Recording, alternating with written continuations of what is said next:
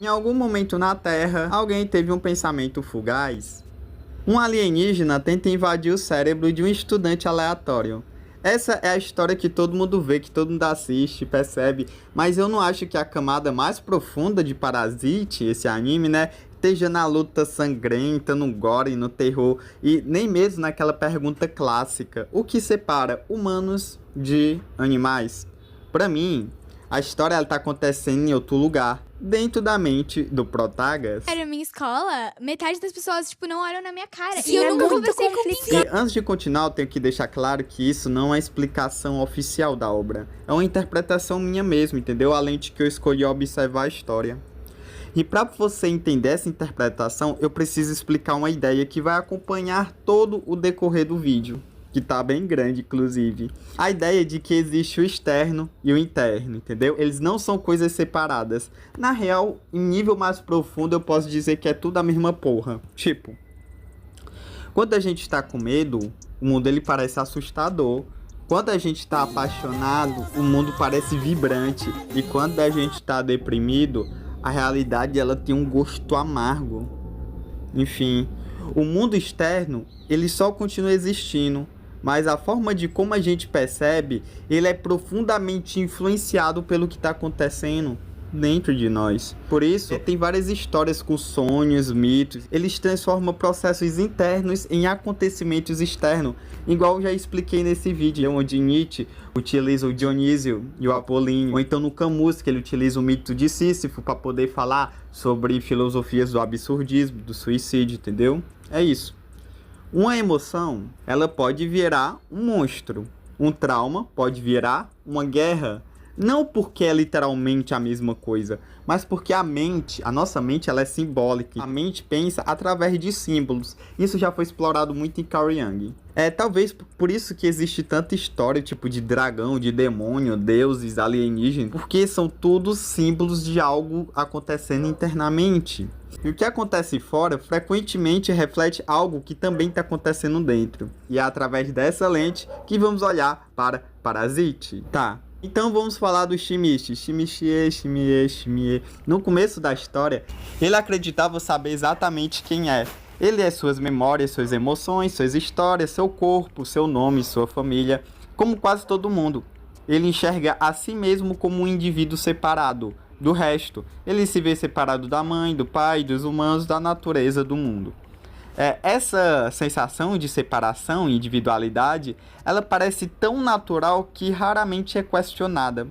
Mas ela existe porque tem um centro, né, organizando toda essa experiência. E esse centro é o quê? Exatamente o ego. Surfista exemplar? Não, mas eu acho que todo mundo tem mais a que me admirar. Não no sentido de arrogância, mas no sentido de identidade. O ego, ele é aquela estrutura mental que constantemente fica dividindo a realidade em categorias. Tipo, eu sou isso, você é aquilo, isso aqui não sou eu. Toda a identidade, ela funciona assim. Mas toda identidade também deixa as coisas para trás, tipo, tem característica que a gente gosta, tem característica que a gente esconde das outras pessoas e tem características que a gente esconde até de nós mesmos. A gente não aceita que a gente pode ser algo, a gente rejeita. E às vezes aquilo que a gente rejeita, ele fica tão distante que começa a parecer algo estranho, como se fosse outra coisa, outra pessoa, outro ser, como se fosse um invasor. Como se fosse um parasita. E aí então surge o Mig. No nível literal da história, ele é um parasita, mas através da interpretação que vamos explorar aqui, ele pode ser visto como algo diferente. Uma parte da psique do Shimie, que ele não reconhece ainda como sua. Uma parte não integrada, digamos assim. É uma parte dele que usa uma inteligência fria, lógica, pragmática, desapegada. É quase o oposto de como ele enxerga a si mesmo. Por isso, os dois parecem tão incompatíveis, porque quando a gente vê algo que contradiz nossa identidade, a nossa primeira reação é rejeição. E é exatamente por isso que a chegada de Mig é tão destrutiva, entendeu? Porque ele atravessa a fronteira que o Shimichi jamais conseguiria passar. É a fronteira entre o eu e o não eu. No externo, Um alienígena invade um corpo de um estudante. No interno, são duas vozes da mesma cabeça que começa a se reconhecer. Tipo, você já deve ter falado sozinho em algum momento da sua vida. Você pensa, aí outro pensamento responde. São duas vozes diferentes, mas ainda é produzido pelo mesmo cérebro. E é por isso que a história precisava começar com um choque. E não começou tipo com uma cartinha, um abraço. Precisava um alienígena lá do fim do mundo invadir um ser humano. Por quê? Porque ninguém questiona a própria identidade quando tá tudo normal, quando tá tudo indo bem. Geralmente é preciso de um baque, uma perda, uma crise, algo que destrua a forma como a gente enxerga o nosso mundo. É tipo aquela frase, só depois que a gente sente sede que a gente pensa em cavar o poço. Tá. Em Parasite, esse Pac, ele assume a forma de um invasor, algo que surge do nada e obriga Shimichi a confrontar perguntas que antes pareciam irrelevantes, do tipo, quem é ele? O que realmente define o ser humano? Onde ele termina e onde começa o outro? E quando essa fronteira começa a rachar, surge aquela pergunta inevitável. Se eu não sou minhas memórias nem emoções, que porra eu sou? E é aqui que a história realmente começa. Estágio 01. Agora que entendemos a lente que vamos usar, podemos olhar para os acontecimentos do primeiro episódio de outra forma. Inclusive, ele não é separado do primeiro episódio e o segundo episódio. É tipo, terceiro estágio, quarto estágio, não é estágio. Isso vai ser importante pro futuro. Tá. No começo da história, o Shimichi, ele é muito sensível. Sensível demais. Eu sou alguém. Ele é gentil, ele é educado e ele evita conflito. Quando o professor chama a atenção dele por ele estar destruído, ele imediatamente abaixa a cabeça e se desculpa. Ou seja, é o arquétipo clássico do protagonista cabaço, o passivinho. Que é uma passiva, isso sim. Alguém que dificilmente associaria a violência ou a frieza. Então, acontece o evento que muda tudo e dá origem ao anime. O parasita, ele tenta entrar na cabeça do Shimichi, entendeu? Para poder assumir o controle da mente dele. Era para substituir quem ele era, mas deu errado. E ele acaba preso na mão do Shimichi. No nível literal, né, da obra que a gente pode ver, isso é só um acidente. Mas dentro da interpretação metafórica que estamos construindo, isso é algo muito intrigante. Porque Migi não consegue ocupar o centro da identidade do Shimichi. Ele não torna a mente do Shimichi, não se torna o ego do Shimichi. Em vez disso, ele permanece do lado, como se fosse uma voz, como algo que existe dentro dele, sem ser completamente ele, entendeu? É uma parte do Shimichi, ele não é o Shimichi. Enquanto acontece isso, tem outros parasitas parasitando. E esses outros parasitas, eles conseguem dominar os seus hospedeiros e apagam a individualidade do humano que eles invadiram. E eles transformam as pessoas em ferramentas. O Migi não. O Migi, ele é obrigado a coexistir. E talvez seja justamente essa coexistência que torna a transformação psíquica do Shimichi algo possível.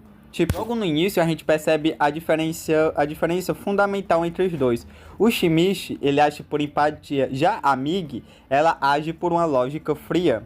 O Shimichi corre para salvar uma criança sem nem entender os próprios poderes, e os outros parasitas, eles matam sem hesitação. Migi, né, ela analisa muito, ela não entende os seres humanos. Mas quer entender porque é algo interessante. Porque os dois, né, tanto o Migi quanto o Shimichi, eles ficam o episódio quase todinho estudando. O Shimichi quer entender o Migi, já a Migi, ela quer entender o Shimichi. Os dois são estranhos um para o outro e é tipo, um estão tentando descobrir o outro. Em determinado momento, a Migi diz tipo, a minha primeira memória foi pensar. Tipo, é uma frase simples, mas ela é profundamente filosófica, porque antes de qualquer identidade, nome, antes de qualquer historinha, existe apenas a consciência, existe apenas a experiência de perceber, e talvez seja isso por isso que o Migi pareça tão alienígena, tão algo de outro mundo.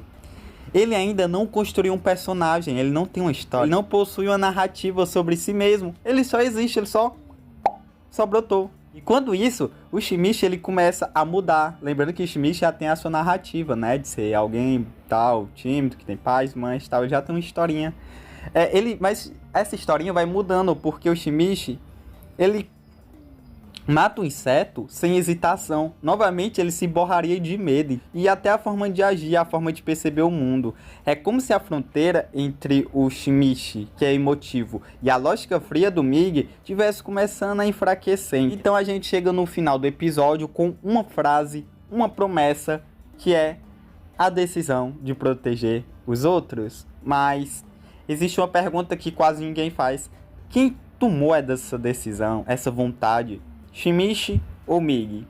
Porque se essa história realmente fala sobre duas partes da mesma psique aprendendo a coexistir, talvez a resposta seja os dois. Ou talvez nenhum dos dois.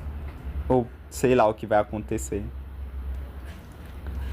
Estágio 02. O diabo no corpo. No estágio passado, eu falei que a Migi podia ser interpretado como uma parte da psique rejeitada do Shimichi. E agora a obra começa a complicar ainda mais as coisas. Porque se o Migi parecia frio, sem empatia, violento, então por que seres humanos parecem mais monstruosos que ele? Logo no começo, alguns humanos tentam abusar de uma mulher. Quem salva ela? Um parasita. Uma criatura que deveria ser o monstro da história. Estranho, né? Enfim, a Migi ganha um nome, ou melhor, ela mesma escolhe o nome, que é Migi, que significa mão direita. Nada muito profundo, poético, ela só olha para a própria situação e fala, eu sou a mão direita, né? É isso. Enquanto isso, o Shimie, ele continua mudando, né? E a crush dele percebe, ela olha para ele e se pergunta, você é mesmo Shimichi? E olha que pergunta foda, galera. Porque a gente acha que a identidade é algo fixo, mas basta uma mudança profunda acontecer que as pessoas ao seu redor vão começar a estranhar. Você continuou sendo você virou outra pessoa, tipo filosófico. Enquanto isso, os boatos sobre assassinato começam a surgir. Os parasitas, eles estão se espalhando, mas sinceramente, para mim a parte mais interessante continua sendo as conversas entre Shimichi e a Migi, porque os dois representam visões completamente diferentes de uma mesma situação, realidade. O Shimichi, ele acredita que a vida humana ela possui um valor especial. Migi não. Migi só quer sobreviver mesmo. Isso gera um conflito muito interessante, porque o Shimichi chama Migi de demônio, mas Migi devolve uma pergunta que ninguém gosta de responder. Quem é mais demoníaco? É o parasita que está matando para poder sobreviver, se alimentar, ou são os seres humanos? Os humanos, eles caçam por diversão, destroem ecossistema, exterminam espécie, maltratam animais, machucam uns aos outros, muitas vezes sem nem ter necessidade. Então a obra aqui, ela inverteu os papéis. O humano começa a parecer um monstro, e o monstro começa a parecer só um animal tentando sobreviver. E aí acontece uma cena que eu acho importantíssima. O Shimichi salva um doguinho que estava sendo maltratado. Não porque ele vai ganhar alguma coisa, não porque alguém mandou, mas porque ele simplesmente não consegue ignorar. E depois dessa cena, surge uma conclusão desconfortável. Talvez os humanos sejam a criatura mais próxima do que ele, ou do que a gente acha que é o demônio. E aí eu comecei a olhar diferente pro título desse estágio, O Diabo no Corpo. Porque a primeira interpretação é óbvio. Diabo seria Migi, o invasor, o parasita, a criatura estranha que se apossou, que está vivendo dentro do protagonista. Mas depois de tudo que a gente viu, será mesmo? Porque até agora, quem está agindo como um demônio são os próprios humanos. Então, talvez o título esteja apontando para outra direção. Talvez o diabo não esteja no corpo de Shimichi, talvez ele esteja no corpo de todo mundo. Estágio 03, o banquete.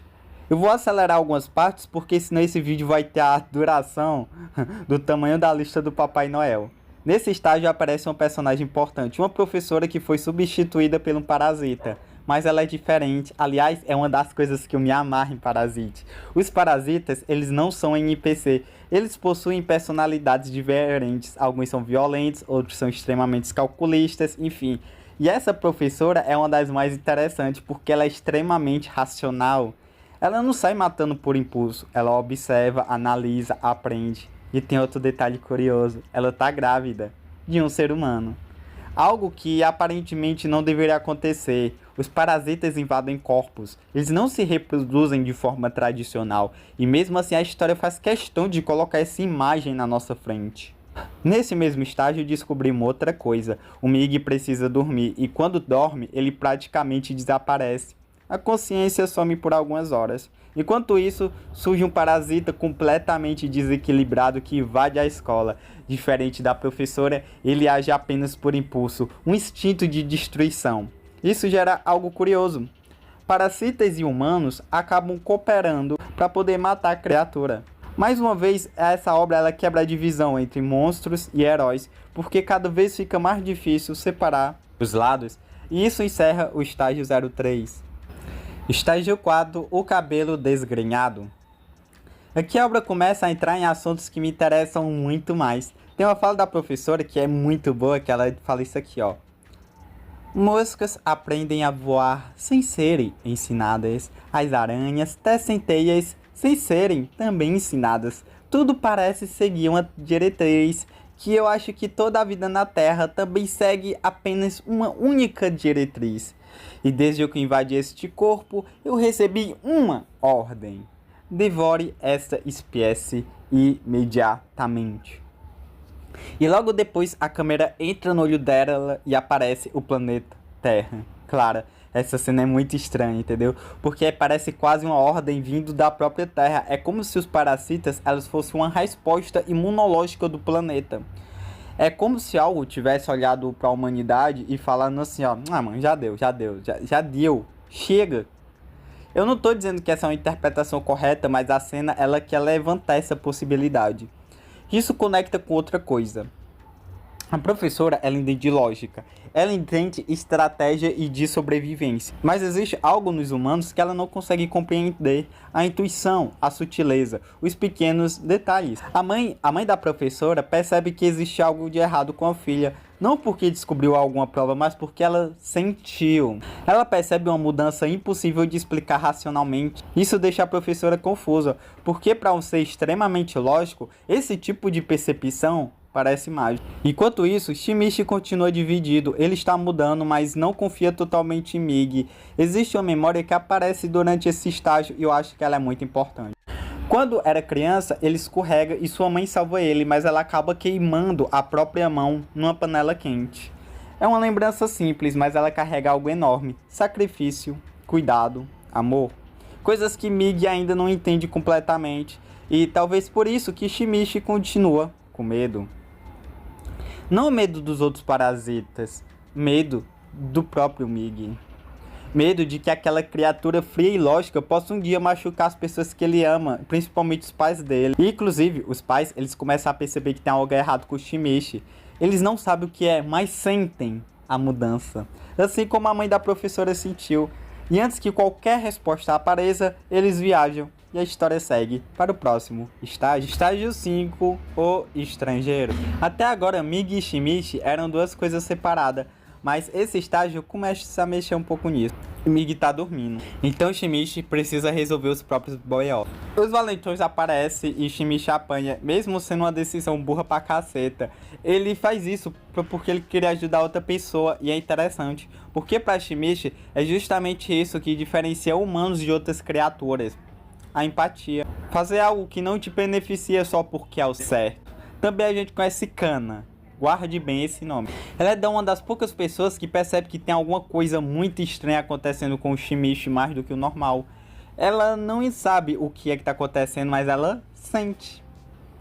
E isso vai ser importante depois. Mas o evento principal desse estágio não é nenhum desses aí. É a mãe do Shimichi. O parasita que ataca os pais dele consegue tomar o corpo da mãe e quase mata o pai. E volta para casa. Quando o Shimichi vê ela, ele trava. Porque imagina essa situação. Você olha para sua mãe, o rosto é igual, a voz é igual, tudo é igual. Mas você sabe que não é ela. Mig percebe o perigo na hora e tenta atacar. Mas Shimichi ameaça o próprio Mig. E aí o que acontece? O parasita atravessa o peito dele, acerta o coração. Shimichi cai. Estágio 6. O sol também se levanta. O protagonista morreu? Não.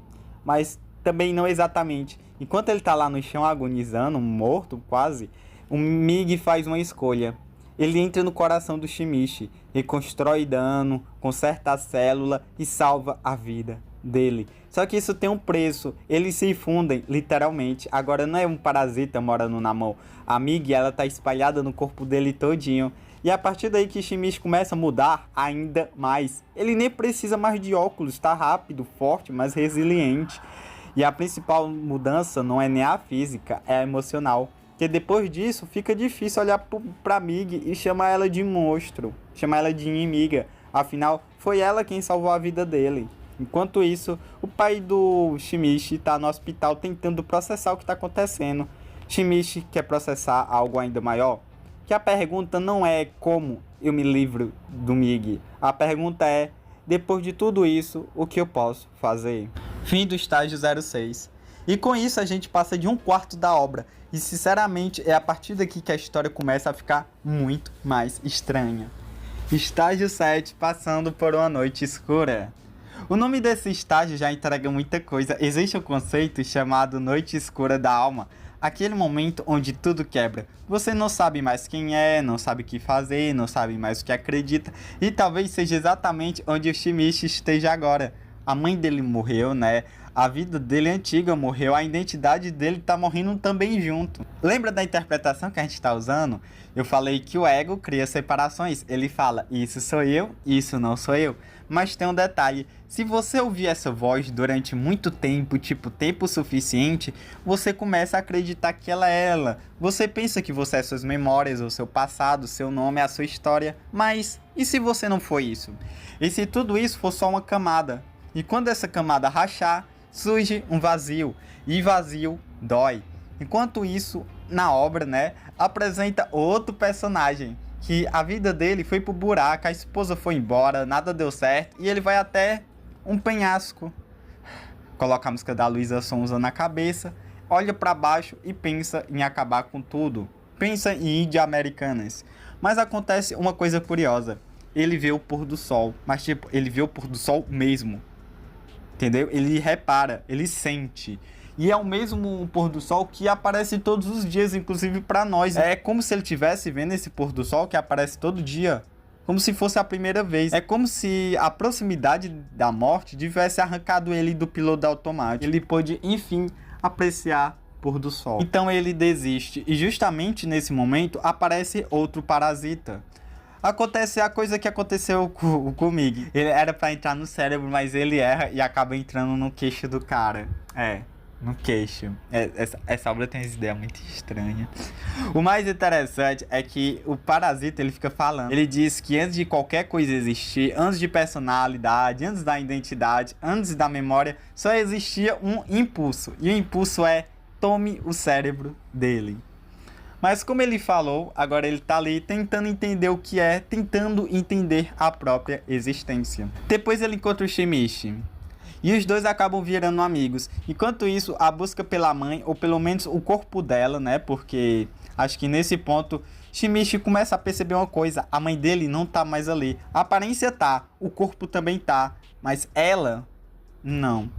Aqui eu podia puxar pra o Yang, né? O herói enfrentando o dragão, o filho matando a mãe simbólica. Mas eu vou continuar na interpretação do interno e do externo. Tipo, no externo, ele tá lutando contra um parasita que invadiu o corpo da mãe. No interno, ele está acordando a última ligação com a imagem da mãe que existia dentro dele. Porque a mãe dele não é apenas um corpo, ela é uma sensação, uma memória, um presente.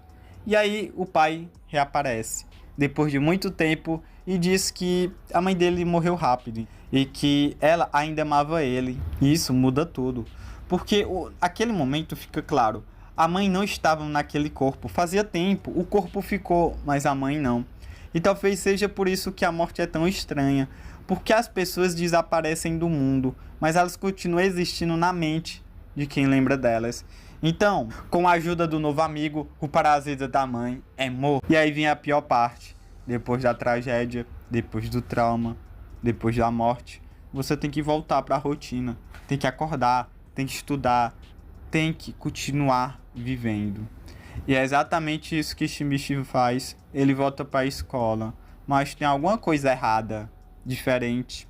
Ele tá forte, rápido, até mais bonito. A psique mudou. O corpo dele mudou junto. Estágio 8, o ponto de congelamento. Esse estágio mostra uma consequência da fusão entre Shimish e Mig. Até agora a gente viu que ele ficando mais forte, mais rápido e tal. Mas toda transformação tem um preço. Logo no começo, ele bate no cara que estava fazendo bullying com ele. Isso já seria estranho o suficiente, mas o mais importante não é a luta, é a reação das pessoas ao redor, principalmente a crush dele. Ela continua repetindo várias vezes a mesma pergunta. Você é o Shimish? No externo, é só uma garota preocupada, mas na nossa interpretação, ela acaba funcionando como uma outra coisa, como um lembrete. É uma voz tentando segurar a identidade antiga dele, porque tudo tá mudando, tudo flui. Até o Heráclito falava disso uns 2000 anos atrás. Você não entra duas vezes no mesmo rio. E talvez você nem seja a mesma pessoa quando tenta entrar. Enquanto a transformação tá rolando, parece que alguma parte dentro do Shimish está tentando segurar o destroço da identidade antiga. É como se dissesse, não, isso aqui ainda é minha casa. Mesmo quando a casa já tá toda caída. A gente também conhece melhor a Kana. E ela é estranha, porque ela consegue sentir os parasitas. Ela não entende exatamente o que está sentindo, mas percebe algo que os outros não percebem. É como se estivesse captando uma frequência que normalmente passa despercebido para a maioria das pessoas. Enquanto isso, Shimish começa a admitir uma coisa. Ele tá mudando. Ele fala que não consegue mais chorar, que talvez não seja mais tão humano quanto antes. Os sentidos estão mais aguçados. Mas alguma coisa emocional parece que tá congelado. E aí que entra uma cena que eu acho importante. Ele escuta outro doguinho pedindo ajuda. Ele corre até o doguinho, mas o dog já estava morto. Ele pega o corpo, joga no lixo e fala algo parecido como... Não importa. É só carne morta. Cara, essa frase não é coisa que o Shimish falaria. Parece coisa do Mig, entendeu? A lógica fria. Parece uma visão puramente funcional da vida. A crush dele percebe isso na hora, né?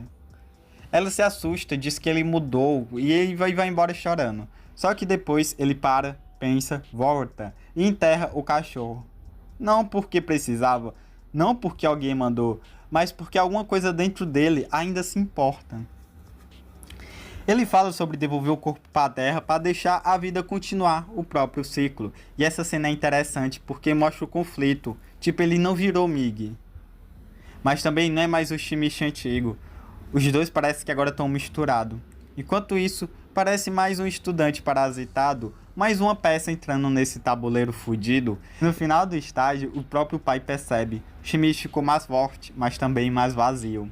E talvez seja exatamente por isso que esse estágio se chama o ponto de congelamento, porque não parece que a humanidade dele desapareceu. Parece que ela só congelou, tipo, ainda tá lá, mas tá muito enterrada, muito escondidinha. Esperando alguma coisa acontecer para ela aparecer. E com isso, a gente já passa de 1/3 da obra. Estágio 9, para além do bem e do mal. O nome desse estágio é bem interessante, né? E sim, combina bastante com o que a obra vem fazendo até agora. Desde o começo, Parasite separa essa separação simples. Humano não significa necessário algo bom. Parasitas não significa necessariamente algo mal. Mig já salvou vidas, humanos fizeram coisas monstruosas, entendeu? E o próprio Shimish tá cada vez mais difícil de encaixar em alguma categoria. Enquanto isso, começa uma investigação. As autoridades sabem que algo estranho está acontecendo. Tem pessoa morrendo, tem corpo aparecendo mutilado, mas eles não preferem expor tudo, porque o pânico também pode causar estragos. Shimish também admite algo que todo mundo já percebeu. Ele mudou, tá mais grosseiro. Rapaz, o Moreno tá ignorante. Também muito mais resistente. As coisas ainda machucam, só que não quebra ele como antes. E aí surge uma pergunta, ele tá evoluindo mesmo ou ele tá perdendo uma parte de si? Talvez a obra nem queira responder, talvez ela esteja justamente indo para algo além dessa divisão simples, além do certo e errado, além do humano e do monstro, do bem e do mal. Então, no final do estágio, o estudante parasitado finalmente age e ataca uma aluna. Estágio 10, um universo louco. Uma aluna consegue escapar do estudante parasitado. Ela literalmente taca fogo nele, mas o cara já estava completamente surtado e começa uma chacina. A polícia aparece e o estudante mata todo mundo. E aí Shimichi faz algo que um humano normal jamais conseguiria. Com a ajuda de Mig, ele acerta uma pedra muito longe, praticamente uma snipada de pedra. Fim do problema.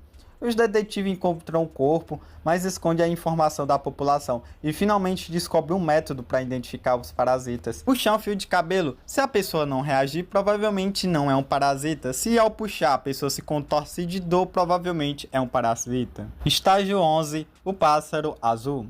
Esse estágio é bem mais tranquilo. A Kana continua obcecada pelo Shimichi, entendeu?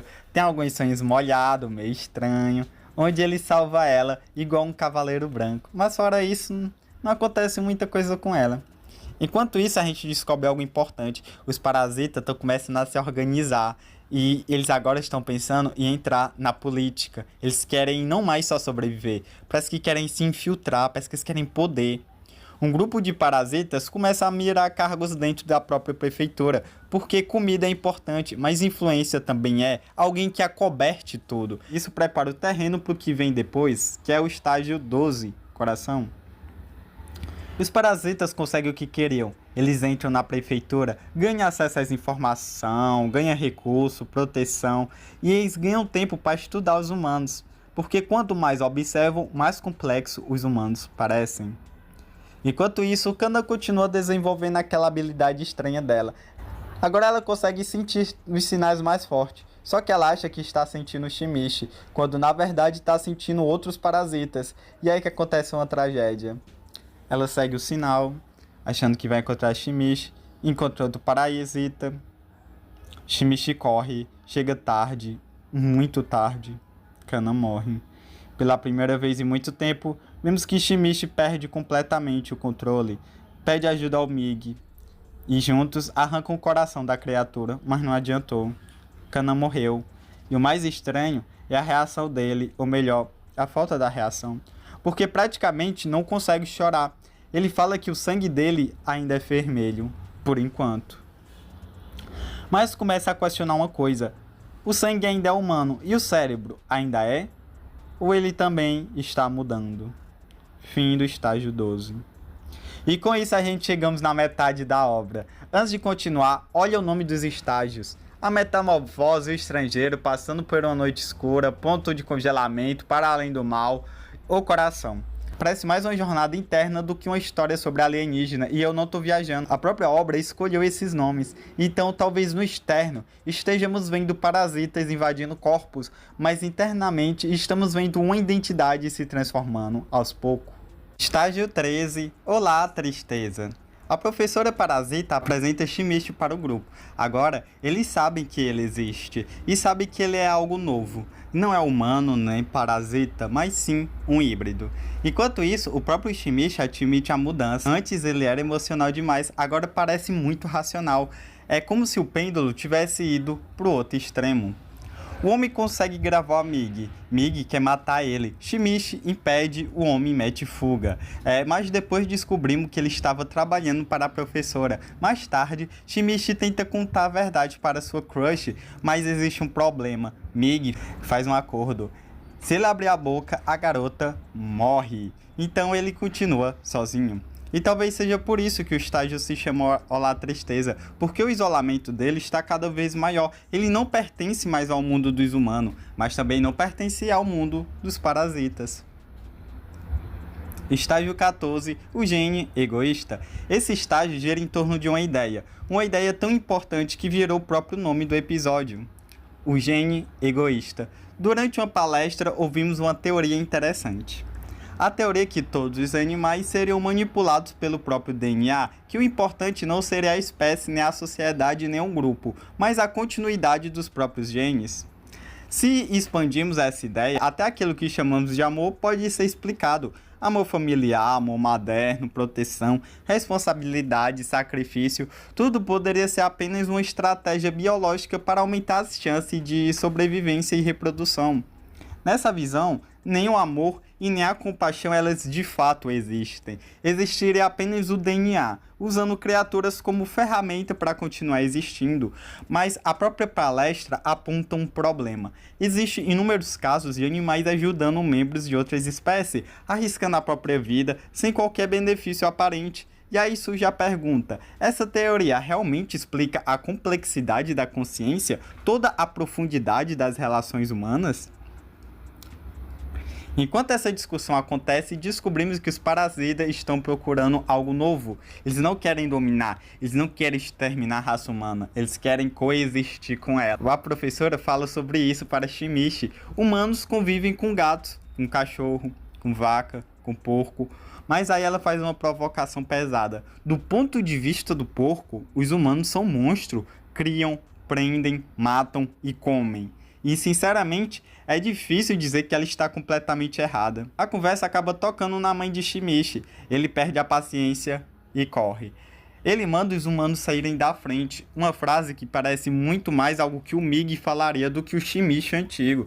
Mais uma vez, os dois se misturam, tá bom? Mas a melhor cena acontece no final. Uma vidente pede para ler a mão do Shimichi e ela diz: existe um vazio enorme no seu coração. Só a pessoa que causou isso pode preencher o seu vazio. Você precisa encontrar essa pessoa. O Shimichi olha para ela e responde: tarde demais, eu já matei ela. Porra, que final estranho. Porque no externo ele matou o parasita. Ele resolveu o problema. Mas internamente o vazio continua lá. E talvez seja essa a grande ideia do episódio. Resolver um problema externo não significa que você resolveu o problema internamente. Algumas feridas continuam abertas mesmo depois da batalha acabar. Estágio 15. Algo ruim está a acontecer. Os parasitas possuem um lugar onde eles se alimentam, é tipo um esconderijo. Nesse estágio, Shimichi elimina mais um deles. Mas o momento que me chamou a atenção foi, na verdade, um sonho. Aí nesse sonho, o Shimichi, ele chama o Migi de monstro. Aí o Migi fala: você já se olhou no espelho, truta? Aí Shimichi acorda. E na moral, depois de tudo que aconteceu, essa pergunta faz sentido. Porque o Migi mudou o Shimichi, mas o Shimichi ele também mudou a Migi. Enquanto isso, um novo problema aparece. Um parasita começa a perceber Shimigi. Sim, eu juntei Shimichi com Migi, eu shippei os dois. Na verdade, eu transformei em um nome só, já que agora eles são quase um só, né? Depois descobrimos que não era um parasita nem dois, mas são vários parasitas dividindo o mesmo hospedeiro. E as coisas elas começam a escalar. Os parasitas, eles matam a professora do detetive. A professora fica furiosa e dá um discurso mais interessante da obra, na minha opinião. Ela diz que os parasitas estão subestimando os humanos, que individualmente humanos são frágeis. Mas esse não é o real perigo. O perigo é que milhões de indivíduos formam algo maior, uma espécie de consciência coletiva. E quando parasitas se opõem a essa mente maior, eles acabam derrotados. Olha só, mais uma vez a obra voltou para a ideia da consciência compartilhada, entendeu? Que reflete um pouco o inconsciente coletivo. Uma ideia que já apareceu várias vezes até agora. Os próprios parasitas, eles perceberam que existe algo diferente na professora.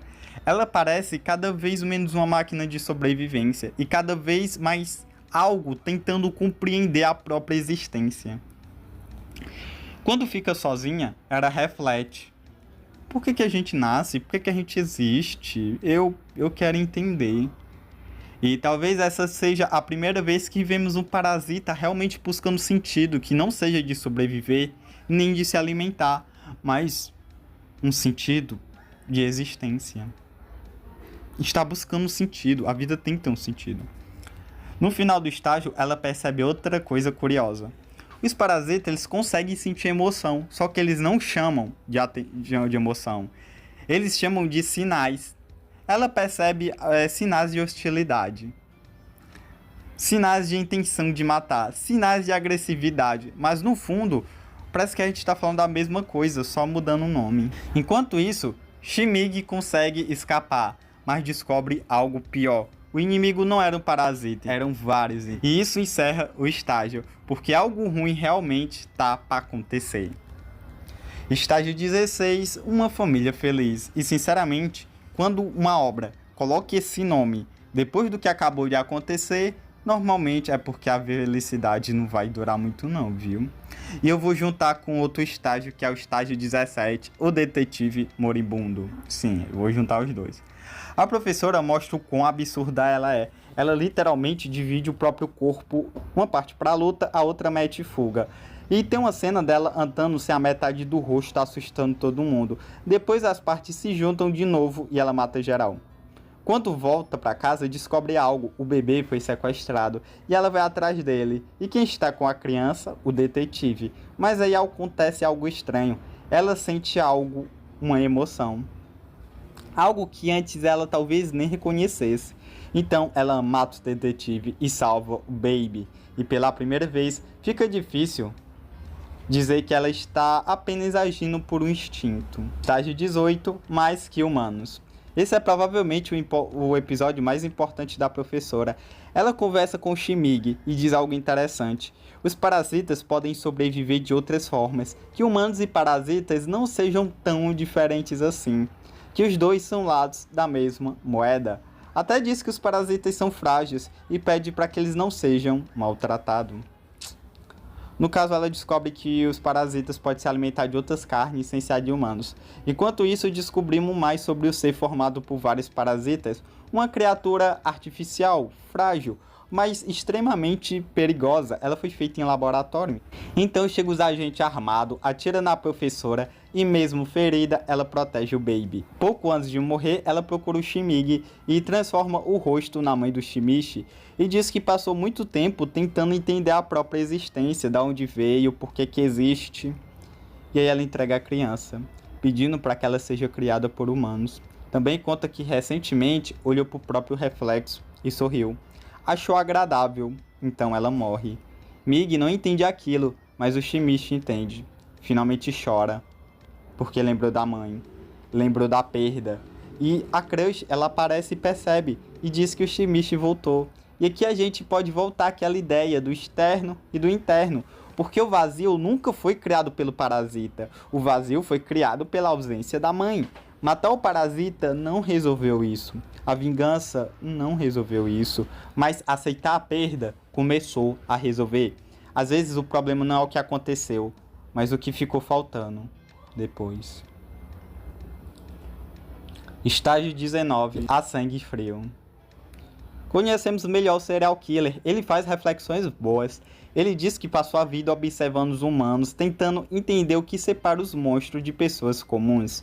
Mas quando mais observa, menor parece essa diferença. E diz que conheceu a essência humana, e disse que ela não era tão diferente dele. Enquanto isso, o bebê da professora é levado por uma instituição. A história segue. Shimichi comenta algo curioso, que aquele assassino deu mais medo nele do que muitos parasitas, e também admite outra coisa. Foi a professora quem ajudou a curar o vazio dentro dele, mesmo sendo parasita. Enquanto isso, o governo começou a se organizar e decide que a convivência acabou. Agora o plano é simples, caça aos parasitas. E sinceramente, quando o episódio se chama A Sangue Frio, a gente sabe, né, que ninguém vai sair ganhando. E mais uma vez, o nome dos estágios parecem falar de algo além do parasita. Olá, tristeza, gênio egoísta, mais que humanos, a sangue frio.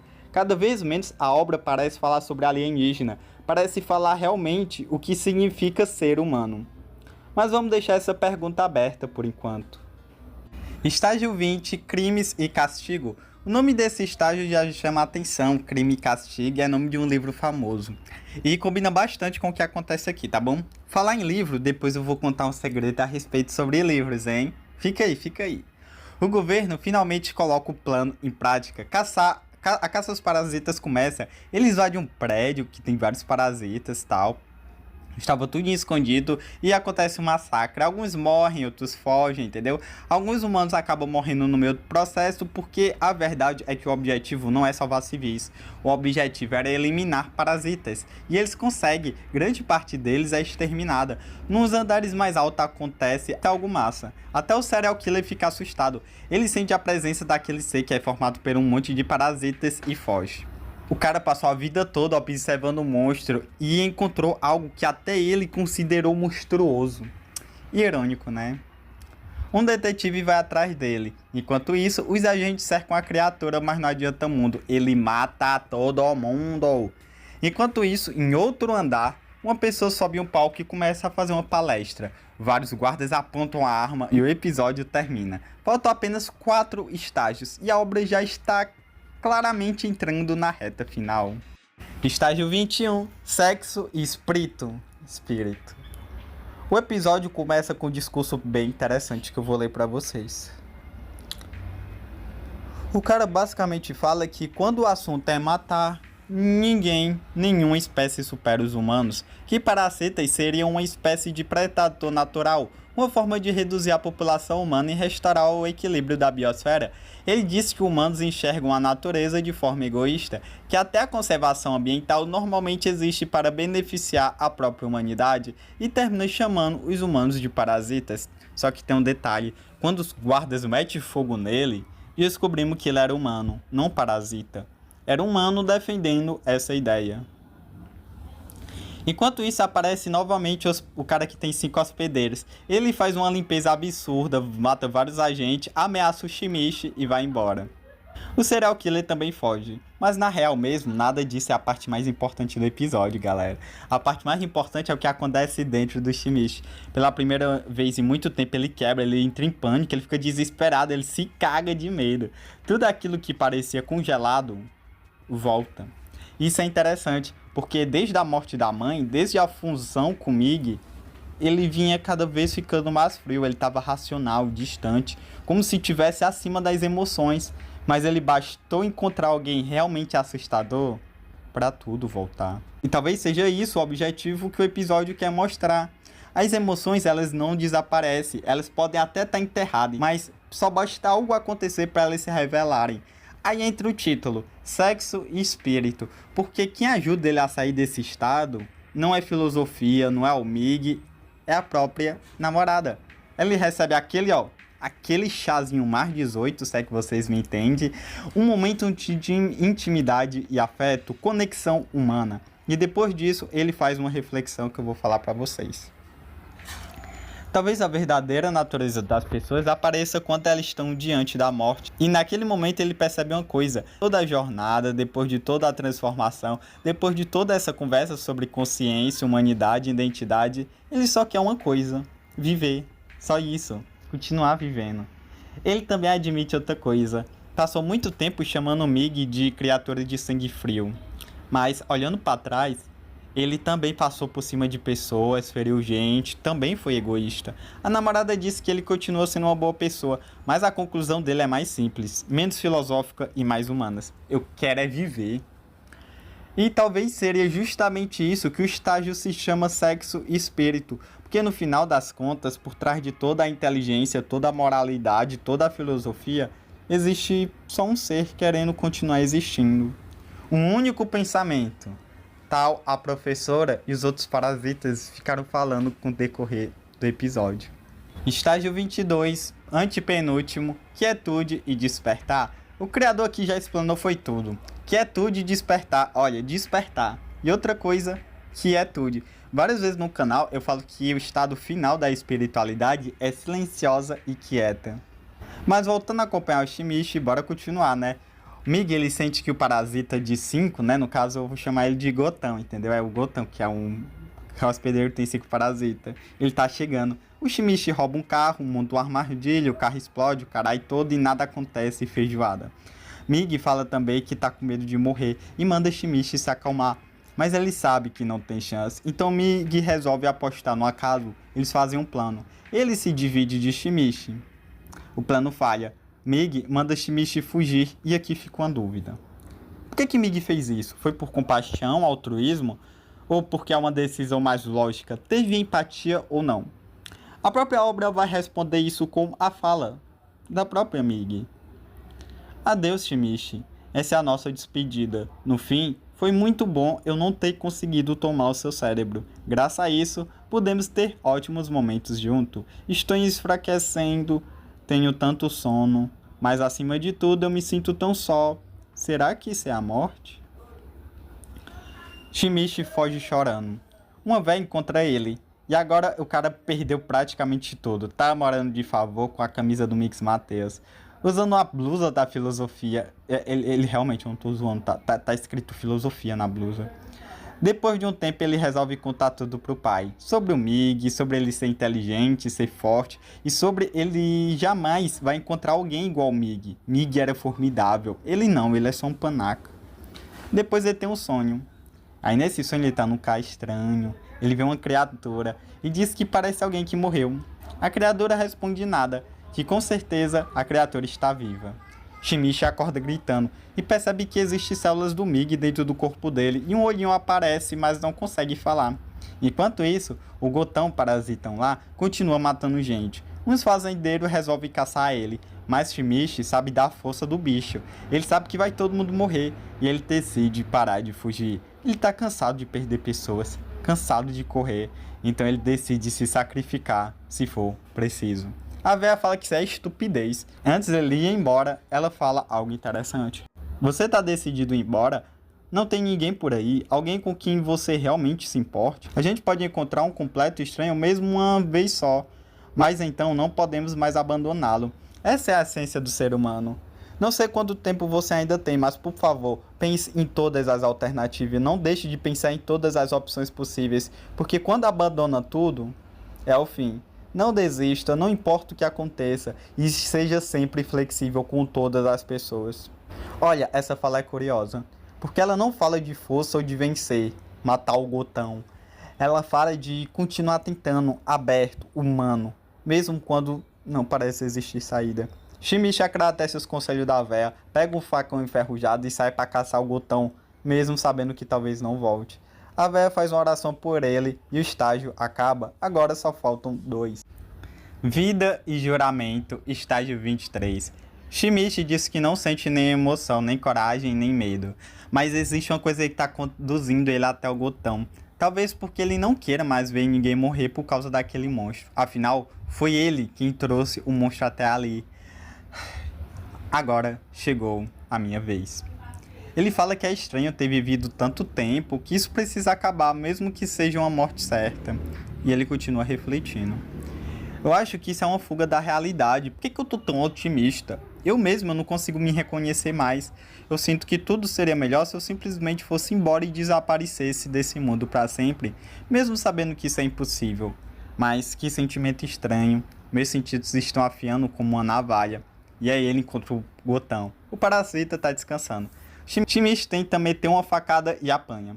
Goten até estranha, porque um ser humano tão fraco não tá fugindo, por que ele continua voltando?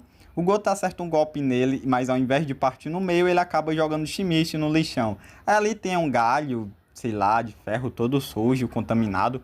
Aí o Shimichi percebe uma coisa. Goten ainda tinha um dos buracos de bala da operação anterior, então ele corre, enfia o galho bem ali e fere um monstro e mete fuga. Só que Goten encontra ele de novo. E quando parece que finalmente tudo acabou e ele vai morrer, o Shimichi vai morrer e...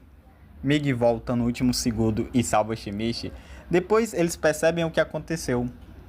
Aquele galhozinho estava contaminado por substância tóxica para parasitas. Como o Goten possui 5 parasitas dentro dele, 5 entram em conflito. Todos querem sobreviver, assumir o controle. O corpo entra em colapso. Enquanto o Goten se afoga na própria confusão, Mig permanece calma e corta a última ligação que mantinha tudo fluindo, unido. Goten explode e finalmente cai. O Mig explica que não morreu. Uma parte da consciência dele foi absorvida pelo Goten e durante esse tempo ele ficou inconsciente. Até comenta algo curioso, que a sensação era boa. Talvez nem se importasse em permanecer daquele jeito para sempre. Shimichi admite que ficou preocupado e os dois conversam pela última vez. Goten tenta se regenerar, mas aí surge uma questão. Vale a pena matar o Goten? Mig tá pouco se fudendo, mas Shimichi para refletir. As toxinas produzidas pelos humanos estão levando a inúmeras espécies à extinção. Essa é a prova. Goten era muito poderoso, mas bastou um veneno num pedaço de madeira para acabar com tudo. Então, do ponto de vista da Terra, talvez os humanos sejam o verdadeiro parasita. Mas quem que decidiu isso? Quem decide a hierarquia entre humanos e outras formas de vidas? Ele continua. Eu não quero matar Goten. Essa relutância em matar ele talvez seja o último tesouro da minha humanidade. Ele tem 50% de chance de sobreviver. Quero deixar o destino decidir, não eu. Ele é diferente de mim. Não quero impor valores humanos nele. Que direito eu tenho de decidir se uma vida merece existir ou não? Mesmo que ela não beneficie os humanos, para a Terra como um todo, talvez não faça diferença. Então Mig faz a pergunta: Shimishi, a Terra é bonita? Shimishi responde: sei lá. Mig completa: eu odeio humanos que dizem agir pelo bem da Terra. A Terra não ri, ela nem chora. A primeira forma de vida surgiu numa piscina fervente de sulfeto de hidrogênio. No fim, Shimishi toma sua decisão. Deixar tudo a cargo do destino também é uma escolha. Eu só sou humano insignificante. Tudo que eu posso fazer é proteger minha família. Sinto muito. Eu sei que a culpa não é sua, por isso que eu sinto muito. Ele mata o Gotão. O episódio termina com uma frase simples: vamos voltar. Mas não é só voltar onde ele mora, pro pai dele, entendeu? Mas voltar para a vida. Porque depois de toda essa loucura, a vida está mudando mais uma vez. Estágio final: Parasita. Ainda falam de Parasita na internet, mas nenhum órgão público fez declarações oficiais. Por que eles sumiram? Uma hipótese é que o massacre da prefeitura deu uma lição neles. A outra é que ficaram melhores em se integrar, mudaram a dieta e passaram a se parecer cada vez mais com humanos. Aí acordam pro sonho do Shimishi.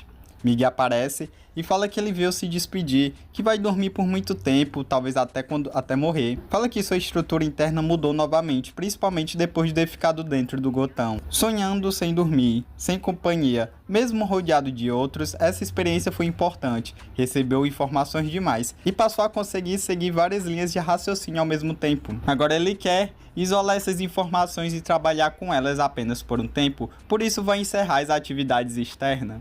O Shimishi pergunta: poxa, você sempre foi tão curioso, ainda tem tanta coisa que você precisa aprender.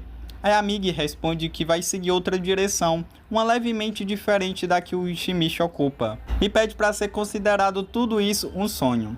Por isso ele quis se despedir em um sonho. Aí o Shimishi rebate: mas o tempo que passamos juntos foi real. Então a Mig, ela materializa memórias naquele sonho e fala: as coisas horríveis foram reais. As mortes foram reais. A imagem da sua mãe apareceu porque foi isso que a sua mente criou ao ver a ideia de pessoas morrendo. Então essa é a forma que a sua mãe assume dentro da sua mente. É diferente da forma que ela assumia na minha. Ele continua observando aquilo como se fosse um cientista. Aí ele fala: eu gostaria de poder me ver também. Bem, é isso. Não conseguimos compreender totalmente um ao outro. Vocês humanos contam com a mesma constituição física, mas se pudessem compartilhar a consciência diretamente, veriam mundos, ouviriam coisas além da imaginação. Bem, está na hora de partir. Vou desligar então. E se mais parasitas aparecerem, tenho certeza que você ficará bem. Só toma cuidado com o acidente de ônibus. Shimishi fica desesperado. Pergunta se nunca mais vai ver a Mig. Aí ela responde: talvez, mas nenhum de nós vai morrer tão cedo. Além disso, um humano conversando com a própria mão é bem esquisito. Todo mundo sabe disso. Aí o Shimishi pergunta: como você pode fazer isso comigo? Mig responde: quando você acordar, provavelmente esquecerá esse sonho, como sempre. Então, quando isso acontecer, quero que esqueça de mim. Na verdade, eu sei que você consegue esquecer. Ouça bem, quando amanhecer, você terá um braço direito normal, igualzinho ao que tinha antes. Obrigada por tudo, Shimishi. Então Mig vai embora, vai lá pro além. Aí o Shimishi acorda, olha pra própria mão, respira fundo e fala: eu não consigo esquecer você, idiota. Depois disso, a vida continua: vestibular, rotina, dias normais. E depois que tudo aconteceu, prestar vestibular virou algo muito fácil, entendeu? A vida ficou estranhamente tranquila sem os parasitas. Até para o outro amigo parasita dele, esse desaparecimento parece estranho. Shimishi diz que não entende exatamente por que Mig fez aquilo, mas tem certeza que ela está feliz, seguindo sua nova jornada. Então começa uma reflexão bem interessante. Nenhuma das batalhas foi pelo bem da Terra, foram pela humanidade, e sendo sincero, às vezes nem isso, às vezes foram pelo Shimishi. Nunca consegui me colocar totalmente no lugar dos parasitas, nem no lugar de Mig. No final, somos espécies diferentes. Às vezes, usamos uns aos outros, e infelizmente, na maioria das vezes, nos matamos. Eu acho que jamais vamos nos compreender completamente. Não é possível compreender alguém julgando tudo pelos próprios padrões. É muita vaidade acreditar que sabemos como as outras formas de vida se sentem. É possível que entre todas as criaturas deste planeta, os humanos não tenham sequer um amigo, mesmo sem compreendê-lo. Eles continuam sendo nossos vizinhos. E merecem respeito. Nós humanos protegemos outras espécies porque nos sentimos só. Protegemos o ambiente porque não queremos ser extintos. Dentro do coração humano, tudo acaba voltando para a autossatisfação. Isso é compreensível, porque não sabemos muita coisa. E como tudo sempre funcionou tão bem até agora, eu duvido que isso vai acabar. E bem, é o que eu acho. No fim, é uma contradição amar a Terra e não amar uns aos outros. Apareceu notícia. Os índices de violência aumentaram. Isso faz Schmidt pensar. Na real, os parasitas nunca chamaram tanta atenção assim. Até um assassinato pode ser visto apenas como uma fera selvagem se alimentando. Por outro lado, eram nossos inimigos, mas num sentido mais amplo, é tudo parecido. Afinal, todos nós nascemos nesse planeta e vivemos nossas vidas próximas uns dos outros. Então o serial killer reaparece, sequestra a crush, no caso a namorada, né, já nesse ponto, leva para um topo de um prédio, mata 2 pessoas na frente dela e ameaça matar ela também. Shimichi aparece e pergunta o que é que ele quer, então o assassino começa a discursar. Fala que monstros matarem seres humanos faz sentido, os monstros estavam com fome. Mas humanos vivem querendo matar uns aos outros, sempre quiseram, e sempre fazem um enorme teatro, um enorme escarcéu para fingir que não. Dizer que sabe diferenciar monstro de humanos só de olhar e que entende a essência dos seres humanos melhor do que qualquer um. Então ele grita: nós não precisamos de monstro, por essência humanos já foram feitos para se alimentar um dos outros, mas por que tentamos parar de repente? Agora temos bilhões de nós, desse jeito o mundo vai explodir. Então aponta para Shimichi e diz: você é diferente, você está entre os dois lados, nem humano, nem monstro, me responda. Aí o Shimichi responde: já me falaram isso antes, e sinceramente, você não é nada comparado a Gotão, mas eu não sou tão forte quanto os antes. E sim, você tem razão. Eu sou exatamente o que você tá pensando. Mas a namorada interrompe e diz: não, ele é humano. Humanos dão valor à vida. O monstro é você, Killer. O assassino perde o controle e ataca. Saitomi cai do prédio. Shimichi corre tentando alcançar ela e por um instante parece que ela não vai conseguir. Ele não conseguiu. Nesse momento, ele vê um lugar estranho. Quase um jardim. Lembra até o Jardim do Éden.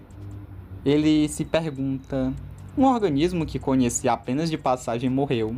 Então por que eu ainda fico triste quando isso acontece? Mig aparece mais uma vez e responde: os humanos têm muito tempo livre, mas existe também ao maior mérito deles, um organismo com espaço de sobra no coração. Isso não é maravilhoso? Agora deixa de chorar, Migá. Estou ficando cansado. Então, segura você. Shimichi desperta e percebe que conseguiu salvar a namorada. Ela está viva. Ele agradece a Mig. Nem se importa mais se a namorada viu Mig ou não viu. Então ele olha pro céu e fala que o céu tá bonitão. E lembra do cachorrinho, aquele que ele quase jogou no lixo, mas decidiu enterrar. E a namorada responde que ele já sabia que ele tinha enterrado, que ele sempre faz a escolha certa, porque ele continua sendo o Shimichi dela. E aí vem a reflexão final. Todos nós nascemos aqui nessa terra. Tentamos entender o motivo. Usamos rastros de raciocínios que acumulamos ao longo da vida. Sempre encontramos algo com que nos importar, até que nossa vida termine. Aí depois aparece a Terra e fim. Beleza. Agora com tudo esclarecido, é só juntar tudo. Enquanto eu fazia o roteiro, eu percebi que cada estágio tem o nome de um livro. Eu poderia conectar a sinopse com mais dos 20 livros que tem por episódio, mas aí eu teria que resumir os livros e o vídeo ia ganhar horas e mais horas e mais horas. Então eles não são necessários para entender a obra completamente. É mais um detalhe que deixa a obra foda. Tipo, o episódio 1, a Metamorfose, eu já escutei o audiobook e garanto que dá para fazer um vídeo inteiro comparando com o anime. E te garanto que ia demorar muito. Imagina outros 23 episódios. Então, vai agora aqui uma passadinha rápida, entendeu? Esse vídeo deu muito trabalho. Já deixa o like e vamos lá.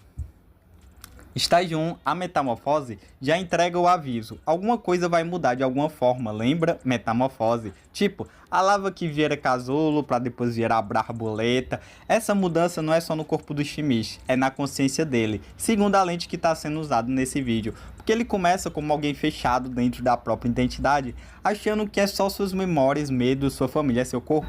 Provavelmente alguém que está vendo esse vídeo também pensa desse jeito. E aí que vem o choque. Em O Diabo no Corpo, a obra já bagunça a divisão simples entre humanos e monstro. O parasita invade, mas os humanos também começam a parecer monstruosos. Isso é importante, porque a consciência do Shimizu ainda está tentando organizar o mundo em caixa, bom, mal, entendeu? Só que a história começa a arrancar essa caixa da mão dele, usando a própria mão dele.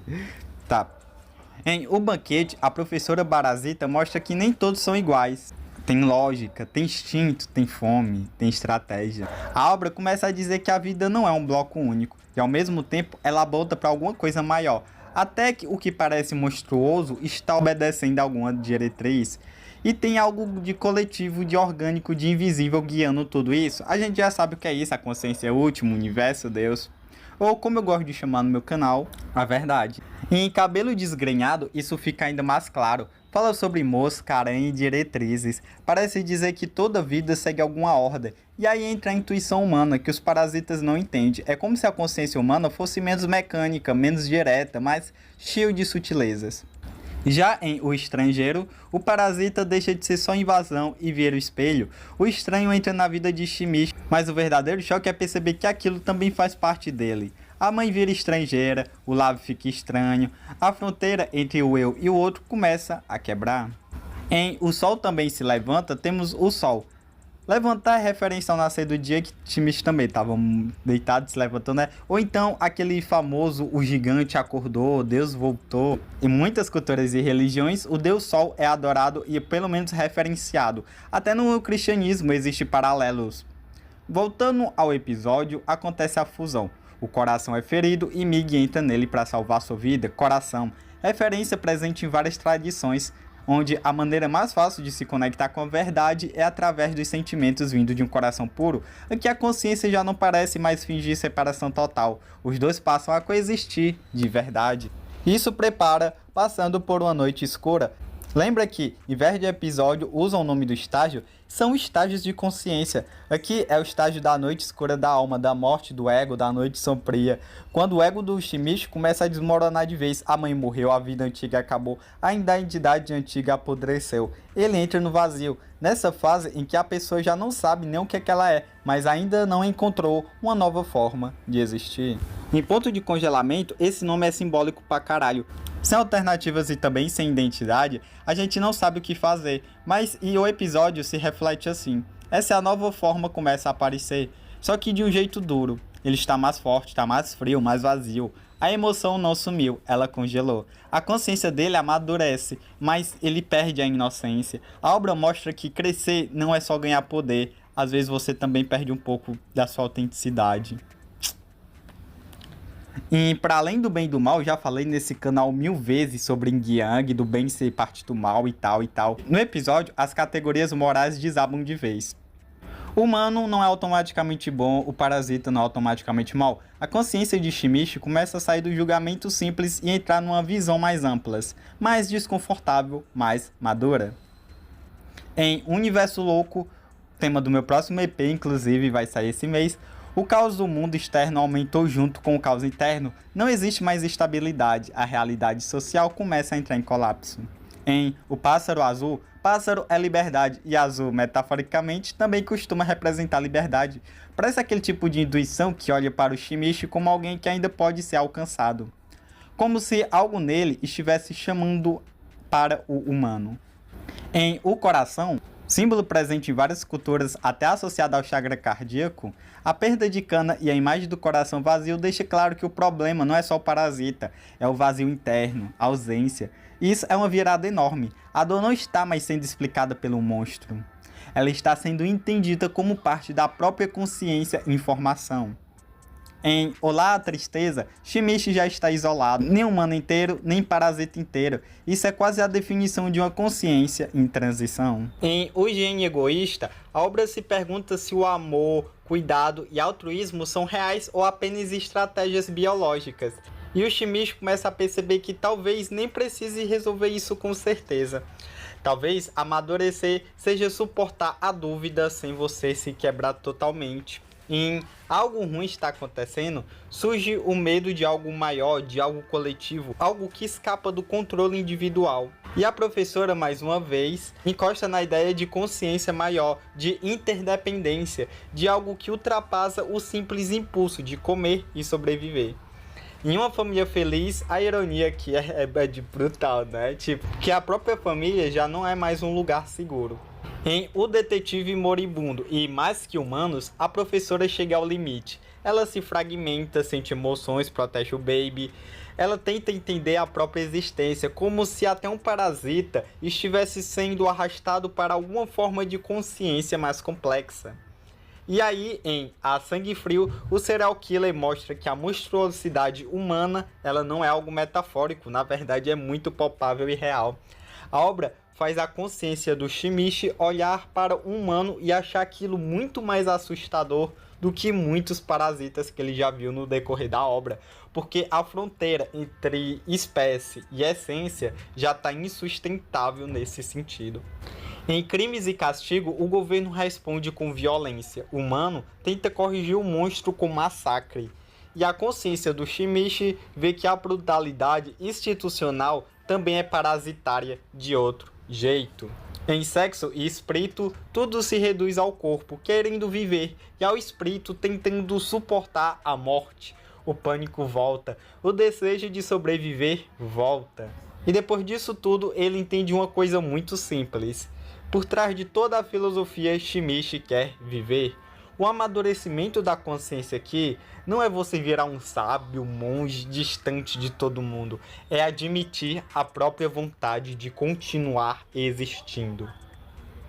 Em Quietude e Despertar, a consciência chega num ponto silencioso. Mig já está mais próximo da despedida do que da luta.